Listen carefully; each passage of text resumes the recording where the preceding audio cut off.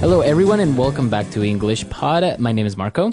And my name is Catherine, and today we have a very scary story. Spooky. We're actually bringing you the first of our advanced media lessons, and what better way to start it with than a scary story for Halloween? Than with. So what better way to start this advanced media lesson than with a scary story? Right, so Halloween is coming up, and advanced media usually features a news story or some kind of story that we can then kind of break down and talk about, just have a conversation about, because you're advanced level learners and you want to have fun with English. So where is today's spooky story set, Marco? Well, it starts out with a guy who remembers something very scary that happened to him when he was a kid. Okay, and so one of the main characters in today's story is his great aunt. That's right, his great aunt. And so basically this is a family member, but it's your father's aunt, right? Right. Your grandmother or your grandfather's sister. Right. All right, so your aunt or your aunt is your parent's sibling. But in this case, we're talking about one generation older than that. So you could say great aunt, great uncle, great grandfather, great grandmother. It's like one step back. Right. So this is usually a very old person, and the great aunt is definitely an important character in today's story. Exactly. So let's not keep you in suspense any longer. Why don't we listen to this scary story, and we'll be right back to talk about it.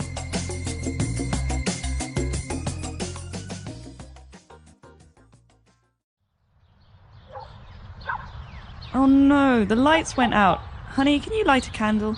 Sure. What do we do now? Well, we can just talk, like we used to. I know. I'll tell you a scary story. It happened to me and my dad when I was a teenager.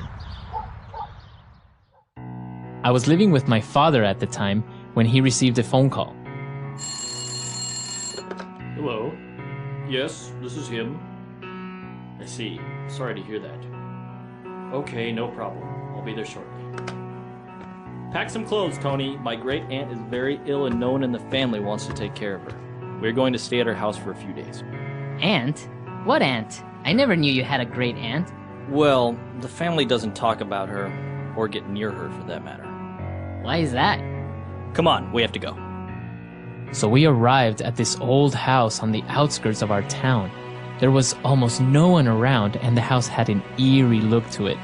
Once inside the house, we walked to her room, and I was surprised to find my dad's great aunt in a wheelchair, yelling at someone, but we were alone in the room. Hi, Aunt Ursula. This is my son, Tony. Why have you come? Why are you here? Don't you know it isn't safe? My time is near. He's coming for me. Who is coming for you?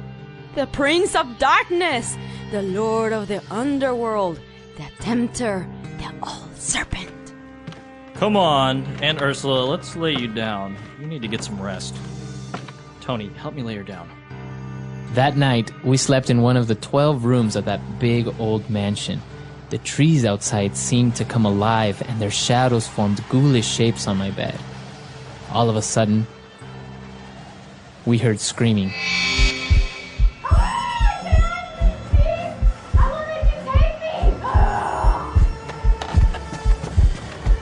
Dad! Something is attacking Aunt Ursula! Go back to the underworld, you sinner!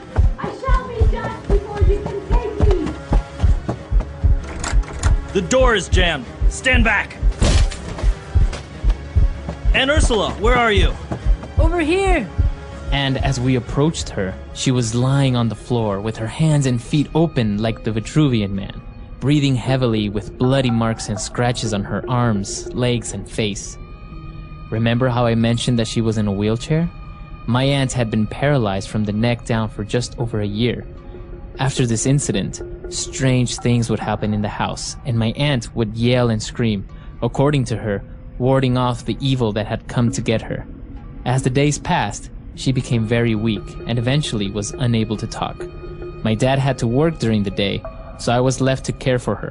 When she lost her voice and laid on her deathbed, I would hear her breathe in and out.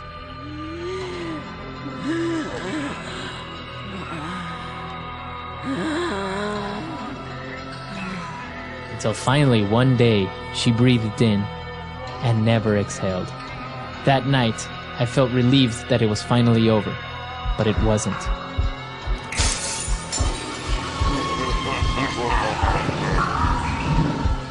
I was so terrified of what I was hearing that I didn't sleep all night. The following morning, I went to the bathroom, expecting to find a mess and everything torn up, but I found everything exactly as it was before.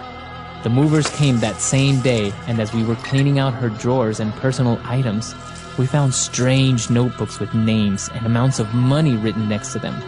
We found pictures with people's faces sewn with black or red string. And you want to know what the strangest thing was? There was a small doll filled with dead ants, with a strand of hair tied around its waist. And on the doll's face, there was a picture of me with the numbers 311009. You know what date it is today?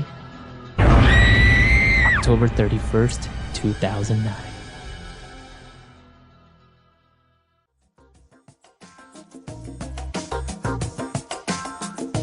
All right, we're back. So, what you think? Pretty scary? I got goosebumps. It's a little spooky. A little yeah. scary. Now, what's interesting about this story? It's based on a true story, so that makes it even scarier. No. Yeah.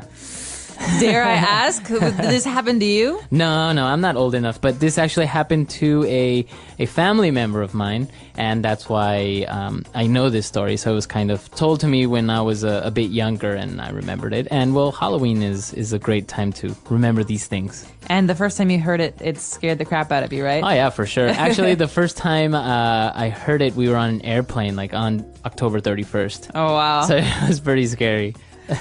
Well, we've got a lot of really interesting stuff here. We're not going to dwell too long on the grammar or the vocabulary because we assume that most of you have understood this, but there are a couple of things that can be really difficult even for English speakers. So the first one is this phrase, my time is near. My time is near.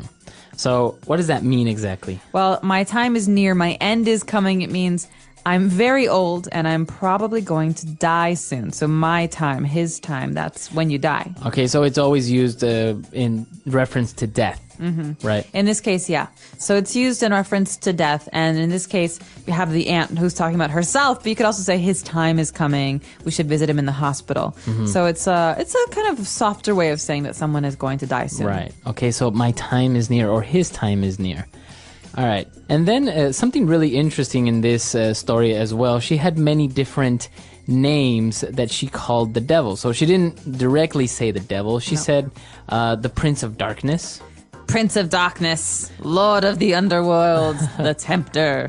The Tempter and the Old Serpent. So these are actually different ways that historically have been used to describe the devil, right? That's right. And a lot of them are biblical, like the Old Serpent, back in the first pages of the Bible when the serpent tempts Eve, that's the devil. And so we hear a lot of these, especially on Halloween. These are great words to use to kind of diversify and not say devil, devil, devil. Right. Okay. So apart from those synonyms for the devil, she also used an interesting phrase towards the end when she said, I shall be judged before you can take me. So, judged, to judge, this is to see if something is right or wrong. But in this case, we talk about judgment at the end of a person's life. So that means when you go to the gates of heaven and there's St. Peter and he has a list of the good and the bad and he says yes or no. Right. And then if you're a no, you get sent down to hell. If you're a yes, you go to heaven. Right. So she says, I shall be judged. This means I want my day in court. I want to have my actions analyzed by St. Peter, not by you. Right, exactly. So actually this makes reference to a lot of beliefs in Christianity, right? So it's just another aspect of the story, but of course, other religions probably don't have the same things such as the gates of heaven and St. Peter. Right, the system of judgment. All right. So what did you think of the story? Did you like it? I really liked it. I thought that it was really spooky, and I thought that it built up well. But I also like the imagery. We talked about, or we haven't talked about this yet, but he describes his great aunt. The character describes his great aunt as being spread out like the Vitruvian man. So you have this image of her arms spread out and her legs spread out. You know that picture that Da Vinci did of a human being, and it's like an anatomy, and it's in a circle, and you can see the legs and the arms. that's just so really like a powerful visual image. Yeah, you can imagine her laying on the bed in this position, right? Mm-hmm. Yeah, it is pretty scary. What about you? Have you ever had any close encounters with the supernatural or ghosts or goblins or something like this? No, personally, I've never had any experiences like that, and I tend to not believe Really? ghost stories. But maybe if this had happened to someone I knew, I'd be a little bit more skeptical or less skeptical. But What about like when they have those documentaries or those recordings of strange voices or appearances, like these old castles in England or stuff like that? What do you think? I love those shows. I just watched one, and it was about a haunted house. There was a woman who used a Ouija board, and it let a demon out, and the demon possessed the girl, and they called in a priest, and the priest had to like exorcise the demon from the little girl, and the house was haunted, and it was hurting people, and it was like possessing people. Wow, it sounds like a movie. Yeah, it does, but it was like a TV show on Discovery Channel, and it was Really? really, really fun. But like, I don't actually believe that like a spirit could push someone down the stairs. I think that Yeah. you trip and then you attribute it to a spirit. But Right. What about the Ouija board? That's an interesting tool that many people say opens up, like portals and dimensions towards hell, or spirits can come out and stuff like that. Right. Well, for those of you who don't know, the Ouija board is a board, like a piece of cardboard that has letters on it, letters and numbers, and so you have this glass that you hold. And once the spirit comes, it guides the glass to point out to names or places, and you Right. spell them. And they're really popular with like 13-year-old girls who have these slumber parties, and they use it. And we always have to say, who is she gonna date? And then It moves. and it moves. But I believe in the power of the human mind. So I think a lot of times, even if we're not aware of it, we're the ones, manipulating this Or glass. believing what we want to believe. Yeah. But what about you? Are you superstitious? Do you believe in ghosts? I'm not superstitious. I don't know what to think about ghosts because I've actually had a couple of very strange encounters with the supernatural, but I really wouldn't say, oh yeah, I believe in ghosts, or I believe they're spirits that haven't been put to rest, or they have unfinished business, like in Casper or something like that. Yeah. But once we were having dinner with my family in the house where we used to live, and it was a very old house, and we had a glass of water on the table, and all of a sudden it started to move and to rotate across the table, the center of the table, and we all saw it, and no one was touching it. So we all were pretty confused and nervous, and then just kind of burst out in nervous laughter.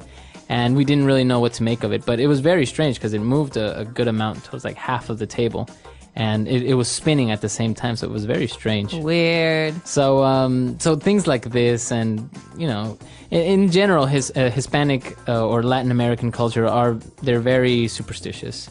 They have a lot of beliefs in like magic, or some people still are reluctant to give out a picture, for example, because of something like this in the story. They say you shouldn't give out pictures to boyfriends or girlfriends or anyone, because if you break up or something is to happen, then they could do something with that picture and maybe hurt you. Really? So this idea that you have a likeness, like a picture or a doll or something.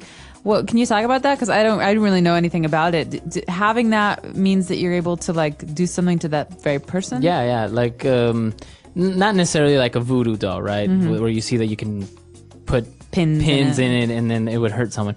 But people believe that pictures, for example, they capture your image, and so if somebody has it and wants to do harm or black magic, then they can use that as an instrument to get into you.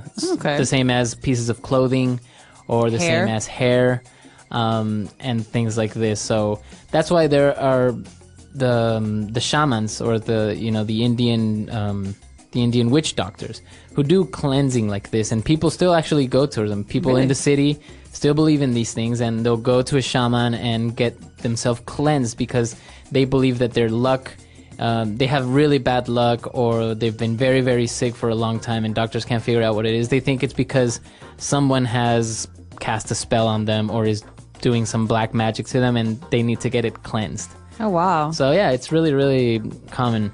But it's all part of the folklore and the heritage of the countries, and Right. it's actually very, very interesting, and some things are just really out there, really weird. Yeah? Yeah. Well, a lot of it, I think, comes from indigenous beliefs mixing with Catholicism, too, right? Yeah, Because a lot exactly. of South American countries and Latin American countries are very Catholic, but they get kind of melded, these traditions, with Yeah. indigenous beliefs, and then you have these crazy rituals and like, We actually have a belief, and it's very true, that, when somebody is completely in love with this girl, and this girl is like maybe, not very nice or not very nice to that guy, but he's still completely into her. So Right. there's this word that we say that he's been like underweared or something like that. And the reason behind this is that one of these rituals that I talked about is that the girl would make tea, right? Would take a tea pot, and in it would put her underpants, used underpants, to make the tea water, and then would serve it to the guy. So the moment that he drank it, this was like a magic potion, and then he would continuously be in love with her. oh, So yeah, it's very strange. that's gross. Do people actually do that? No, it's not something that you do now. But it's something that people knew about, that used to be done way before. Okay, so people now, it's part of the language where you say Yeah, that it's someone has been like, Underweared or something like that. she cast a spell on him, Yeah. maybe what we would say. So things like this that, of course, aren't really done anymore, but still people make reference to it because we know it from our history that it's been done before. How cool. Well, I'm really curious to know if our users have any similar stories or have any scary stories they want to tell. I bet they do. I'm sure they do. And this advanced media lesson is a great place for you to do that, because we expect that a lot of advanced level learners are going to be listening to it, and practicing your writing is really important. So we hope that you'll put some comments on this lesson, and of course ask us as many questions as you want. All right. So we'll see you guys there, and have a happy Halloween. Happy Halloween. Bye.